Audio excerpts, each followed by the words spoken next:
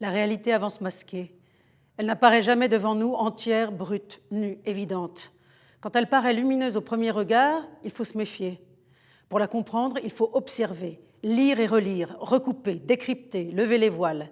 C'est le boulot du journaliste que de comprendre, puis de rendre compte de cette réalité.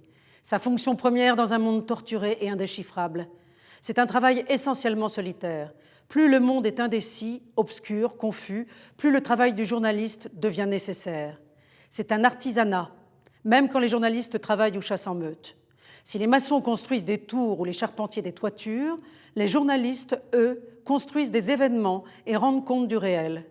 Ce boulot demande du tact, du sang-froid, de l'empathie, de la persévérance, de la curiosité, de la culture, de l'indépendance d'esprit.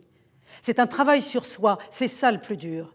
Car les médias dans lesquels ils travaillent sont généralement la propriété de groupes, d'individus ou de sociétés pour qui le décryptage du réel n'est pas une fin en soi, mais un moyen de gagner de la paix, de l'influence ou de l'argent.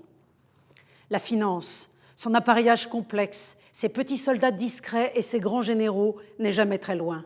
Elle colle au réel, comme un double, une ombre, un fantôme. Prenez une guerre, une affaire, un fait divers, un match de football, un film, une campagne publicitaire. Prenez n'importe quoi et demandez-vous qui paie, qui est derrière le rideau. Vous allez devoir lever 20 voiles avant de percevoir une explication, une clé. Parfois c'est plus simple, souvent c'est jamais.